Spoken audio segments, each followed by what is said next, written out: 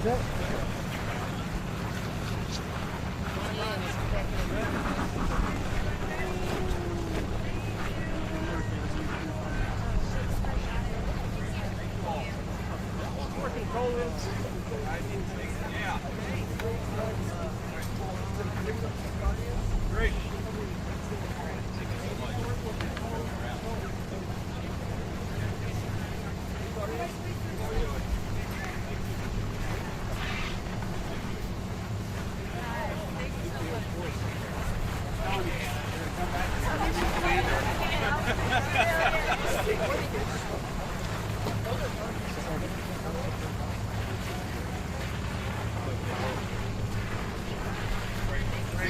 We appreciate you.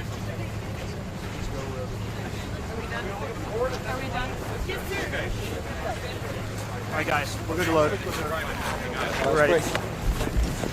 We'll load up. Yep. Great. Yes. I'll get your sticks.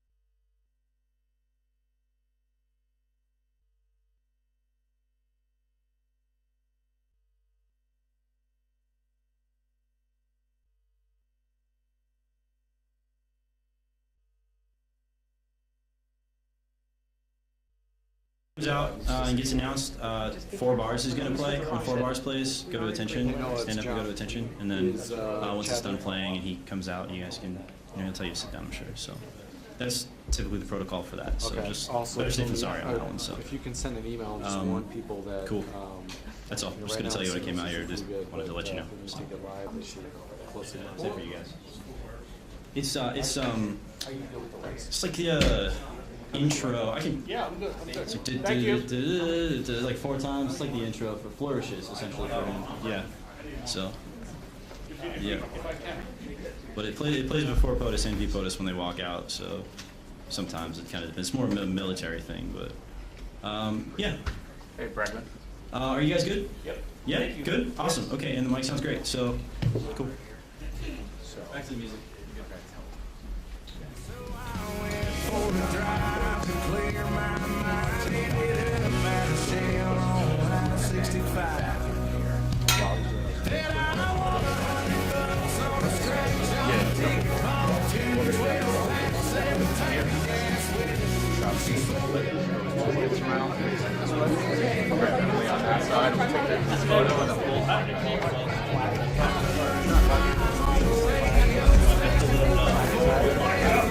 I love this. Yeah. Well, that's why I take these on the road. It's a lot easier to deal with. Yeah.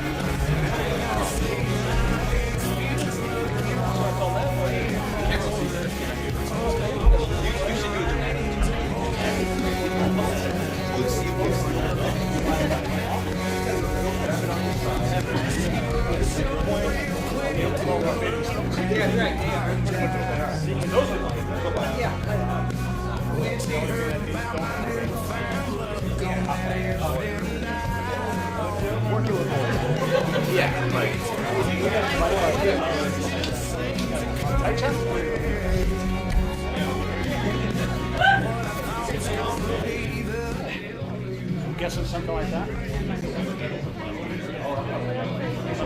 guys have I can see the seal when he's talking. But for the wide shot, yeah, I'll probably start something like that. Yeah, I'll do that, say do that. I can do that, and then push it to the station.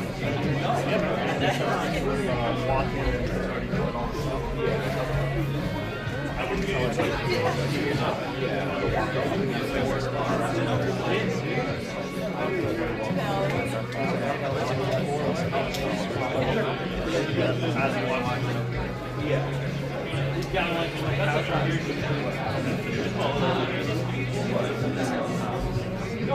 Okay, all of them. I can tell you.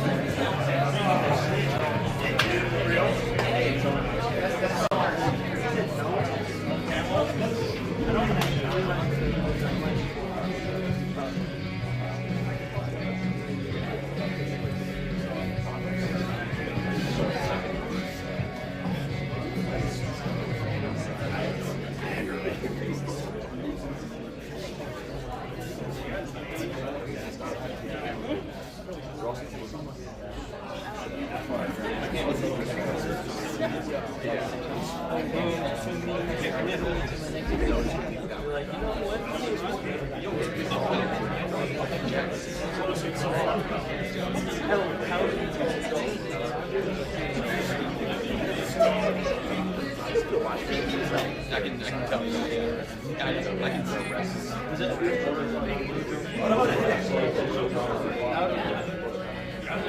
I know my plan.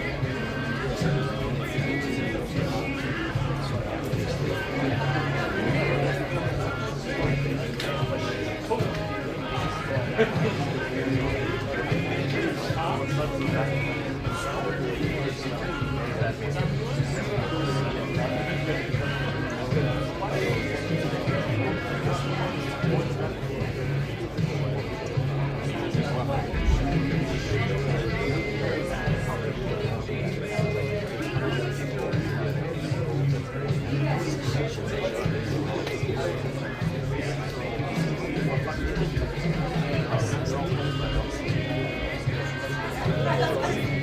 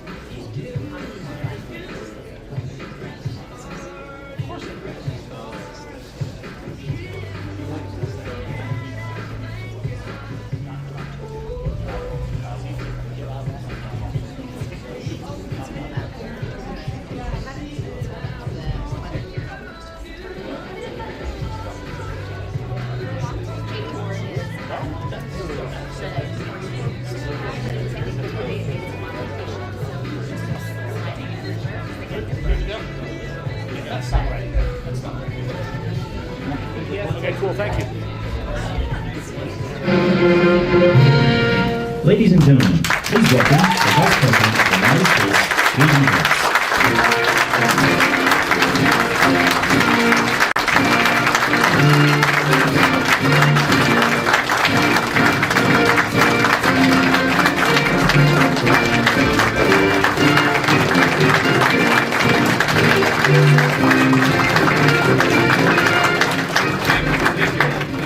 Please, at ease, have a seat. We're going to be talking for a long time. I heard you guys love speeches, so I've got about 90 minutes of prepared remarks here. I want to thank you all for being here. USA! There we USA! USA! USA! USA! So, I want to thank our guardians, our airmen, and everyone else for the warm reception in a very, very cold place. I think it's probably the coldest place I've ever been, but you guys managed to do a great job despite the weather. I want to bring a message for President Trump. He's grateful for your service, grateful for what you do up here, and just wanted me to tell you that he's proud of you and he thinks about you. And of course, the same is true for everybody that's flanking me up here. We're thrilled to be here because the mission that you guys do is so important for the United States. It's important for our national security. And today, everybody that I met, to a person, was professional, was kind, was knowledgeable, and was dedicated to our country. You're a great credit to the United States of America, even though you are very, very far from home. I met some Texans and some Floridians today, and I thought to myself, man, you guys have really signed up for tough duty here in Greenland, but it's a beautiful place. It's a striking place, a very harsh place. The Colonel showed me around, but a very beautiful place. Even in right now, I guess we're still, at least here in Greenland, in the heart of what is winter, because winter, I guess, lasts about 9 months here in Greenland. So I want to thank our reporters for following us around today and covering what we're doing. We'll take some questions from the reporters, but before we did that, I wanted to give some of my special guests an opportunity to say a few words. So we, of course, are thrilled to be joined by Juliet, our National Security Advisor's wife, and by my wife, our Second Lady, Usha. And flanking me here on my left is Chris Ryder, Secretary of Energy, Mike Walter, National Security Advisor, and my dear friend Senator Mike Lee from the great state of Utah, who I joked earlier, I told Mike I'd give him a ride to Utah, and we ended up in Greenland. But I want to, because each of them care about this territory and care about the mission of the American military here in Greenland, for various reasons, touching each of the areas that they focus on, I thought it would be worth hearing from each of them for a little while. So, Chris, if you would say a few words about the importance of energy. Thanks, Chris. Here we are. I will. Echo the Vice President's comments to thank you for your service to our country, wherever it is, whatever it takes. And I think we see right here in this beautiful air base in the high Arctic what energy can do. We can make a tough high Arctic environment a beautiful place to live, a comfortable place to live, all sorts of scientific instrumentation, military mission to monitor what's going on in the world. None of this was possible not long ago.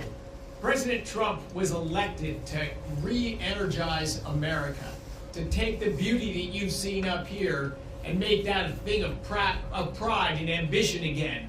Not shaming of energy, not trying to stop its growth and its prosperity, but to re-energize it. So energy makes the world a beautiful place to live. It makes us comfortable and have long, opportunity-rich lives. I'm thrilled and proud to be part of this administration with President Trump and Vice President Vance. Thank you all for your service. I'm honored to be here. Thank you, Chris.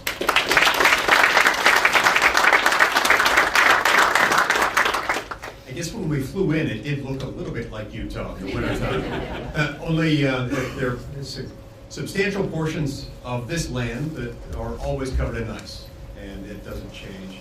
I really enjoyed talking to a number of you a little while ago as you were telling me that when you're deployed here for a year without your family, without your spouse, without your children.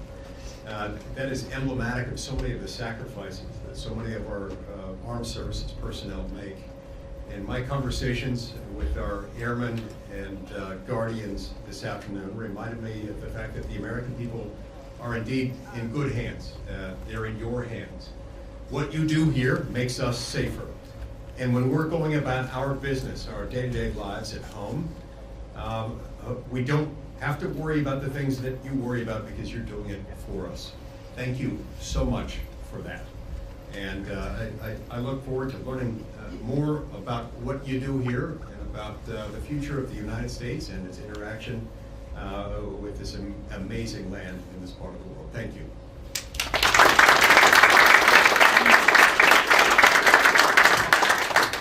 Thank you, Mr. Vice President, and I just wanted to take a minute and thank you all to the airmen and women, to the Guardians who are keeping us safe day in and day out. You are continuing a tradition of the U.S. military's presence in Greenland since World War II, a 1951 Defense Treaty, and President Trump is absolutely serious with the Vice President and with his team about the Arctic and the security that the Arctic brings and that you bring to the Western Hemisphere. This is about shipping lanes, this is about energy, this is about fisheries, and of course it's about your mission, which is keeping us safe and monitoring space, monitoring our adversaries, and making sure the American people can sleep safely in their homes day in and day out. So thank you for roughing it. Thank you for being without your families. I bet every one of you are going to pick somewhere in, I don't know, Florida or the Bahamas or something for your next duty station, I would think. But this is also, I mean, what an incredible adventure. I have yet to meet a veteran. My wife is a veteran. I am as well. And of course, the Vice President. I have yet to meet a veteran that says, wow, I regret my time in service. Instead, they cherish it the rest of their lives. So, appreciate this moment and this adventure that it is. And the American people, thank you. President Trump thanks you. And I know the Vice President and the Second Lady thanks you as well. And it's just really an honor to be with you today. Thanks so much.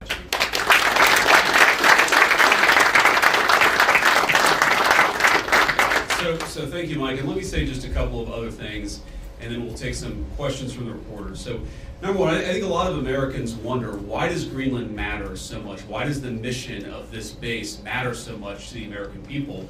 And I learned a lot about that today myself. Of course, you can read about it in a book, but I saw it up close and personal. And if, God forbid, to my fellow Americans, if a missile was fired from an enemy country or an enemy submarine into the United States, it is the people here before us who would give notice to our brave men and women further south in the United States to let people know what was coming and, God willing, to try to shoot it down and prepare for it. That's one of the things that we do at installations like this.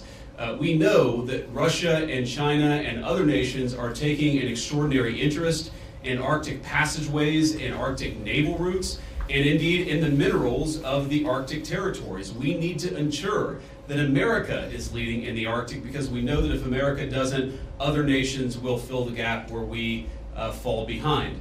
So what you guys do is so critically important. I think a lot of Americans, certainly I, didn't realize it fully until President Trump started talking about the importance of our Arctic mission, about building upon it, and ensuring that America can lead in the Arctic for the next generation. And now I want to talk about, of course, the interaction and what Denmark, I think, has done, and sometimes in partnership with us, but let's be honest, what Denmark over the last 20 years has failed to do in some cases, because we know that unfortunately this place, this base, the surrounding area is less secure than it was 30, 40 years ago, because some of our allies haven't kept up.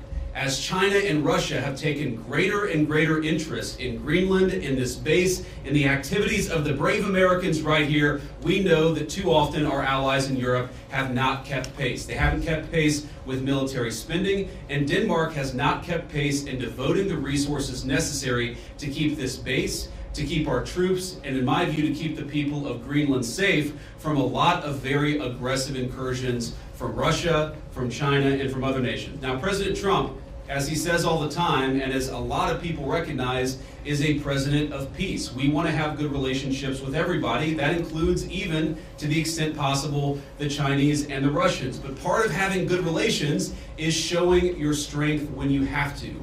And unfortunately, the story of Greenland over the past 20 years when it comes to security is that we've underinvested in the infrastructure, we've underinvested in the security architecture, and we've underinvested in the brave men and women who are doing a very hard job, as Mike said, to keep all of us safe.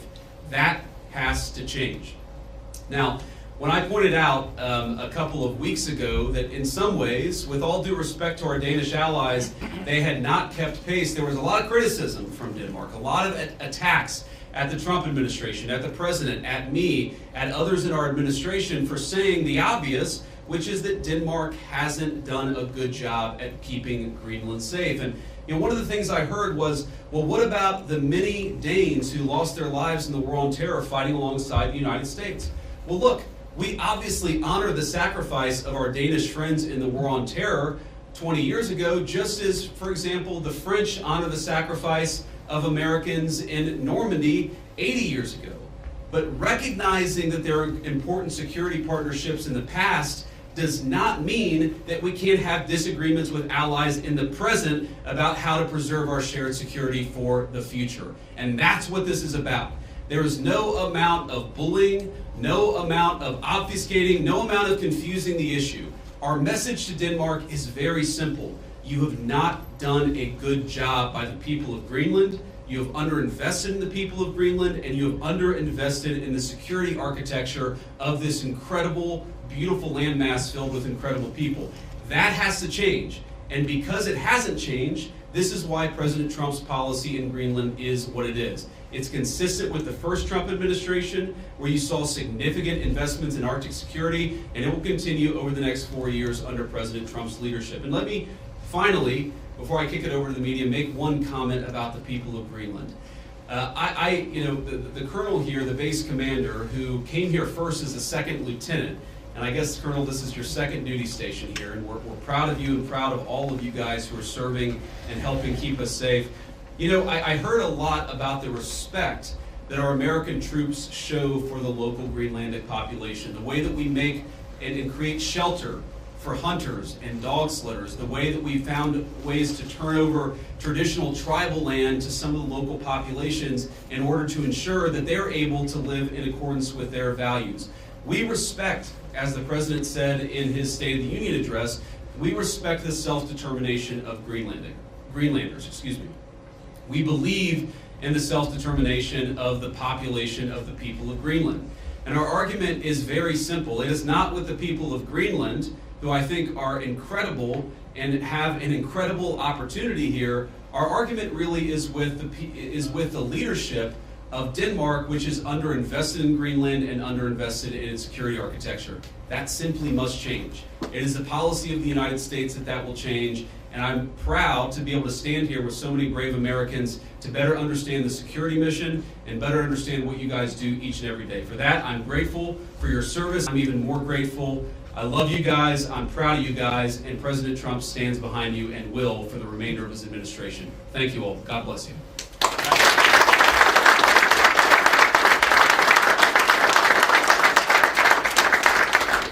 All right, now we'll take a few questions. Both you guys have your hands up. Whoever can go first. Red scarf, go first. Oh, sure. Thank you, Mr. Vice President. Do you have any plans, are there plans to expand the U.S.'s military presence in Greenland beyond this base? Well, are there immediate plans to expand our military presence?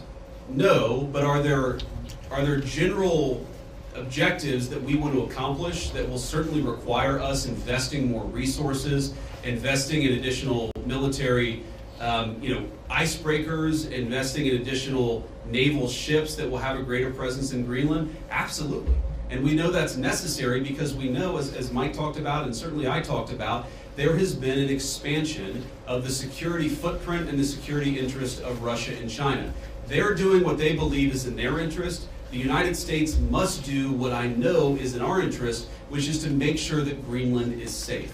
If Greenland doesn't have self-determination, if the people of Greenland have their future controlled by the Chinese Communist Party, it's not going to make their lives better off, and most importantly, it's going to make American and world national security, world security, much, much weaker. We in some ways need to wake up.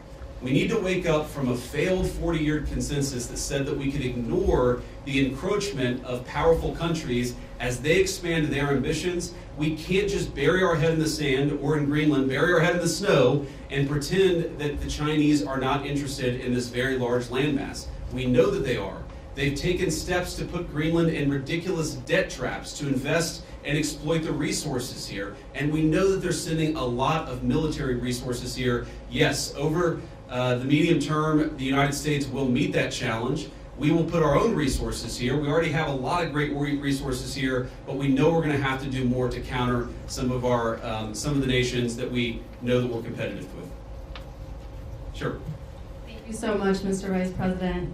And the President said today that we have to have Greenland. By being here today, are you also conveying that message that the U.S. is very serious in its desire to acquire Greenland? Well, the President said we have to have Greenland, and I think that we do have to be more serious about the security of Greenland. We can't just ignore this place. We can't just ignore the President's desires, but most importantly, we can't ignore what I said earlier, which is the Russian and Chinese encroachment in Greenland. We have to do more. And what the President said in his State of the Union address, and he was very clear about this, is we respect the self-determination of the people of Greenland, but my argument again to them is I think that you'd be a lot better coming under the United States security umbrella than you have been under Denmark's security umbrella. Because what Denmark's security umbrella has meant is effectively they've passed it all off to brave Americans and hoped that we would pick up the tab. We're simply saying to the people of Greenland, when the President says we've got to have Greenland, he's saying this island is not safe. A lot of people are interested in it. A lot of people are making a play. We know that America cares about the security of this island for the sake of the people of Greenland, but also for the sake of the national security interests of the United States of America. So our message is very simple. Yes, the people of Greenland are going to have self-determination. We hope that they choose to partner with the United States because we're the only nation on earth that will respect their sovereignty and respect their security, because their security is very much our security, as these brave Americans show.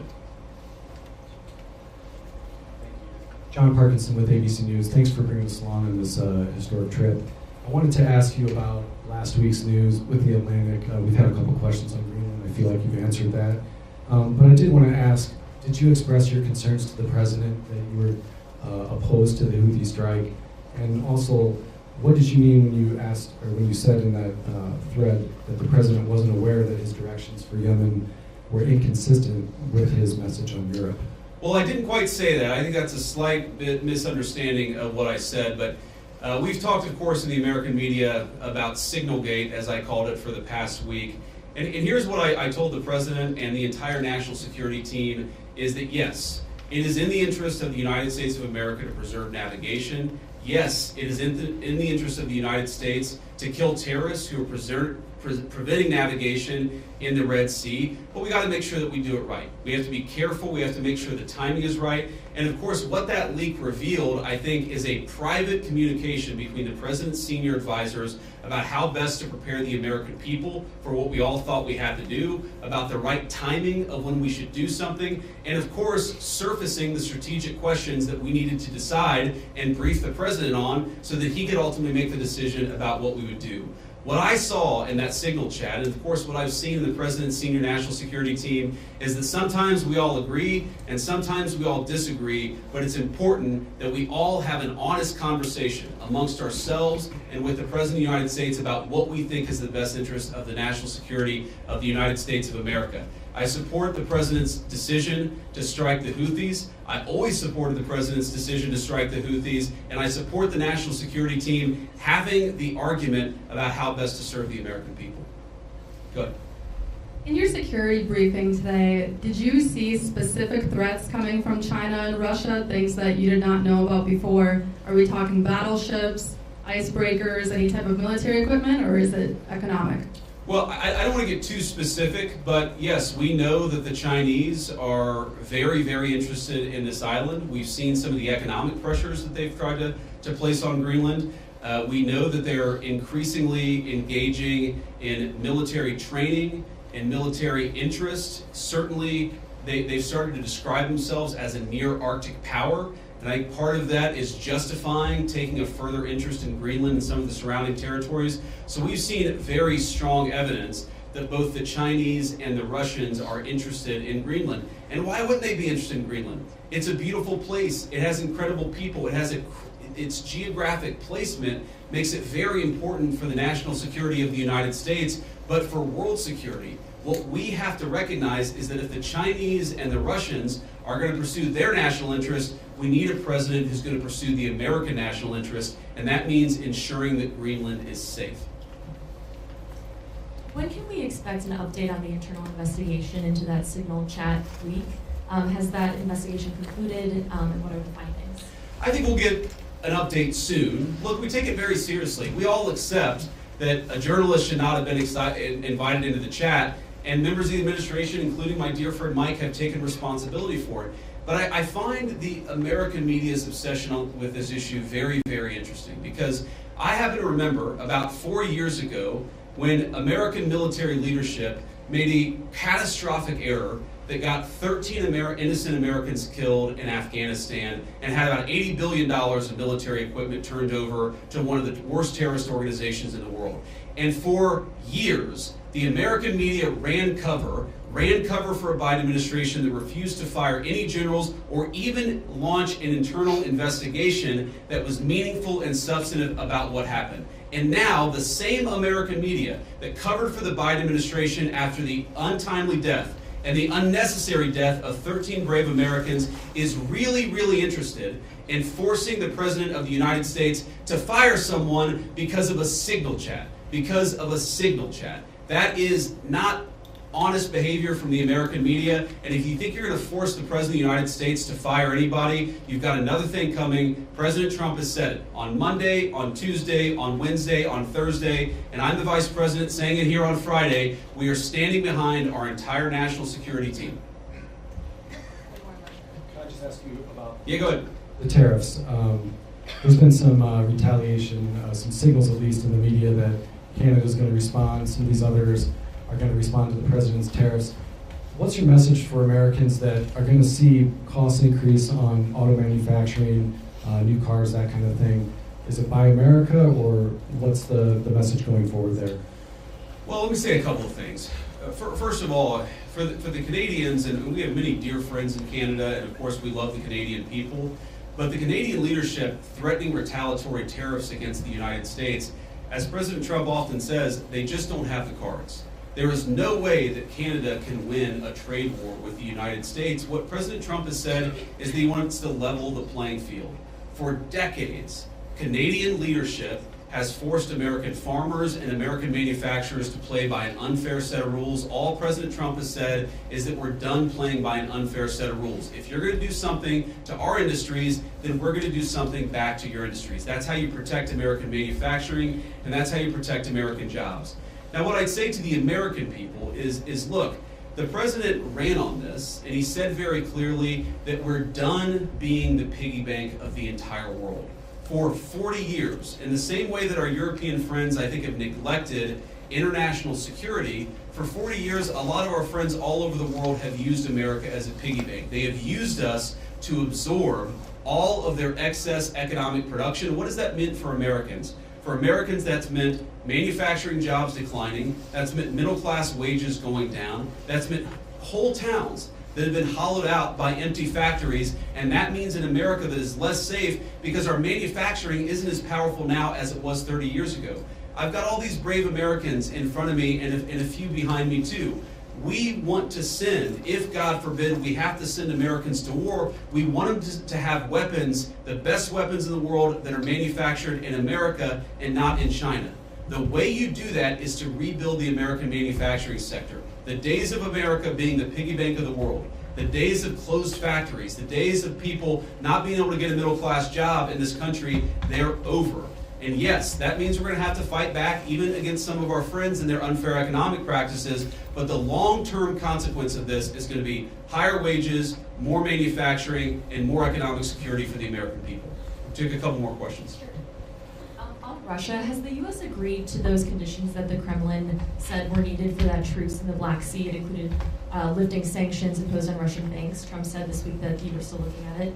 Well, there are a couple of different statements that are floating around out there, and some of them I think are mistranslations, and some of them are not totally clear what is even being asked for. But the president has said, and he's right, that I think we feel very good about where things are.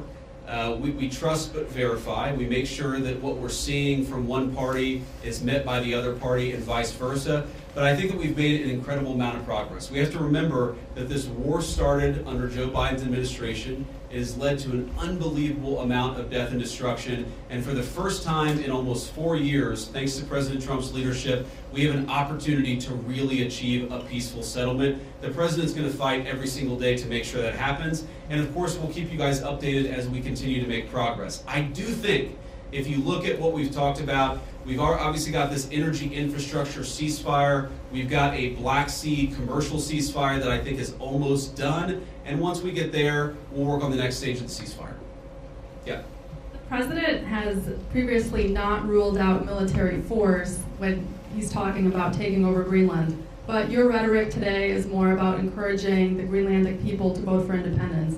Do you think the rhetoric has changed about that, or what's your message there? No, I don't think it's changed at all. Look, the president said clearly he doesn't think that military force is going to be necessary, but he absolutely believes that Greenland is an important part of the security, not just of the United States, but of the world, and of course the people of Greenland too. It's very simple. I think the president's been very consistent here from his State of the Union, from his inaugural address, and every public statement that he's made. This territory, Greenland, really matters for the security of the United States. It's extremely vulnerable right now, and if the people of Greenland were willing to partner with the United States, and I think that they ultimately will partner with the United States, we could make them much more secure, we could do a lot more protection, and I think they'd fare a lot better economically as well. This has to happen. And the reason it has to happen, I hate to say it, is because our friends in Denmark have not done their job in keeping this area safe. They just haven't done it. It's very simple. For all of our friends in the American media who attack the administration for pointing out the obvious, what is the alternative? To give up the North Atlantic? To give up the Arctic? To China? To Russia? And to other regimes that don't have the best interest of the American people at heart? We have no other option. We need to take a significant position in Greenland to keep the people here safe, but to keep our own country safe too. We'll do one or two more. Yeah. Trump said this week the U.S. would go as far as we have to go to acquire Greenland. In that same vein, that question, are there plans that have been drafted to use military force to take over Greenland? Well, what the president has said is that we need to have more of a position in Greenland. We need it, again, for the safety of the American people. And what we think is going to happen is that the Greenlanders are going to choose through self-determination to become independent of Denmark, and then we're going to have conversations with the people of Greenland from there. So I think that talking about anything too far in the future is way too premature. We do not think that military force is ever going to be necessary. We think this makes sense. And because we think the people of Greenland are rational and good, we think we're going to be able to cut a deal, Donald Trump style, to ensure the security of this territory, but also the United States of America. I'll do one more question. And you spoke about economic interests, how the U.S. could develop Greenland more economically. Could you speak a little bit more about that? I know Secretary Wright is here. Have you guys spoken about energy?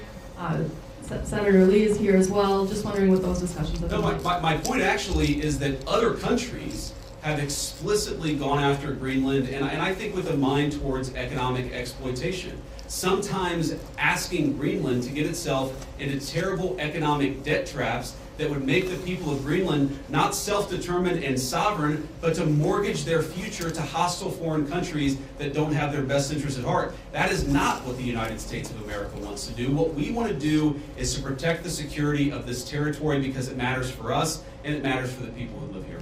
All right, guys, thank you all. And let me just say one more final word to the Guardians, the Airmen, the other service members gathered here. Thank you. From the bottom of my heart, it is incredible to be a vice president who has served just as our NSA, Mike Waltz, has served, to know the sacrifice that comes along with it, and to see that there are still incredible young Americans willing to put on the uniform and serve this country. You make America a better place, and you make an honor to serve as your vice president. God bless you guys. Thanks for having me.